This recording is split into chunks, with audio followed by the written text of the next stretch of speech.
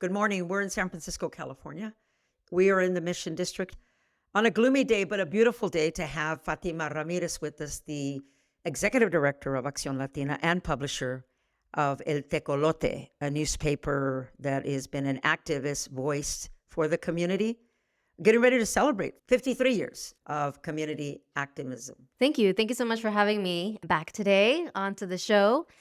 Some reflections, I guess, that have come just from that conversation was just really the beauty of these tres generaciones coming together as I shared that day. And I've just kept thinking about it when we were at the live podcast, is really this idea of the trenza and really having three different strands, three different voices and generations represented, and really the beauty and the power that comes from that, especially when there are moments of sometimes of crisis and sometimes of violence as well, which, unfortunately has been the case here in the Mission District. But I think that coming back to that sense of wisdom that comes from having three generations come together really helps us to remember that we have survived other violent periods in the Mission District. And I think as a Latinx community in general, when we fall down, we always get back up. So that's something that I've kept thinking about. Wow. That part of community resilience is seeing a community come together and react in a proactive way. I'm proud to say that at least that's one of the things that I did take with me. One of the questions that came to us was, how do you use art as an act of resilience? Yeah, thinking back about Acción Latina and our mission and the work that we do, I see everything that we do in terms of community media, culture, arts, and civic engagement as really different ways of approaching storytelling. And we do that both through journalism as well as through the arts. And specifically, some of the ways in which we've blended that is through our Paseo Artístico program, which began in 2016. And it's something that we curate and organize in community with about a dozen other cultural organizations in the Mission District along 24th Street. Together, we determine what the theme is, as well as which artists are going to participate. And it's been an amazing vehicle for us to be able to respond, particularly in times when community is facing some kind of difficulty. I'm always amazed at the ways in which artists themselves can be first responders to crisis, and to do that in such an innovative way that also leans on our traditions and reminds us ultimately of who we are, so that we're able to hold on to that hope that things are going to be able to get better, that look at the beauty that we're able to put out into the world. We don't have to get so disheartened by the gloom around us. Thank you for that. Staying on the topic of Paseo Artístico, tell us a little bit about how it was born, and then also the role that the community at large plays in the design of it and the development of it. So my understanding of it, when it was first created in 2016, it was a collaboration between Acción Latina as well as Calle 24 to be able to bring our organizations together and be able to curate programming together as well. So we were really fortunate that we received a 2-year seed grant, essentially from the California Arts Council. That's what allowed us to be able to get it started.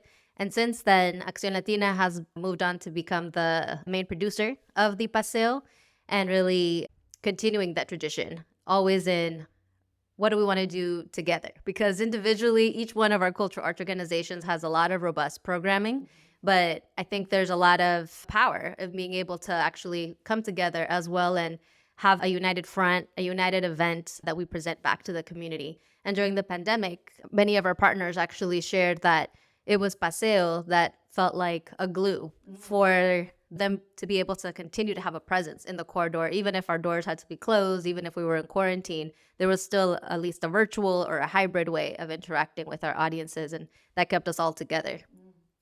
I want to explore a little something with you. You guys are on 24th Street. 24th Street in Alabama. So in that general community, let's just say you have Las Familia Ramirez down the street and La Señora Fulana de Tal.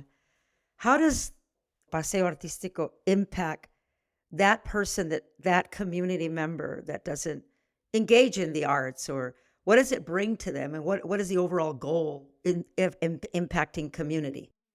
Yeah, that's a great question. I often think about that when especially we have outdoor programming in front of the venues.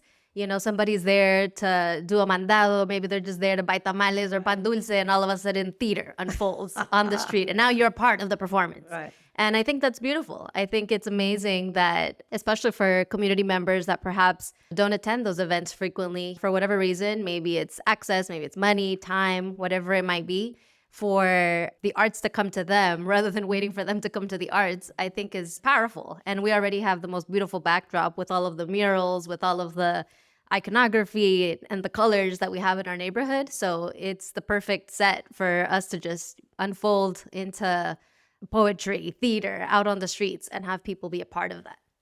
And in thinking of terms around the principles of rap and self-determination, how does Paseo Artístico execute self-determination, community empowerment?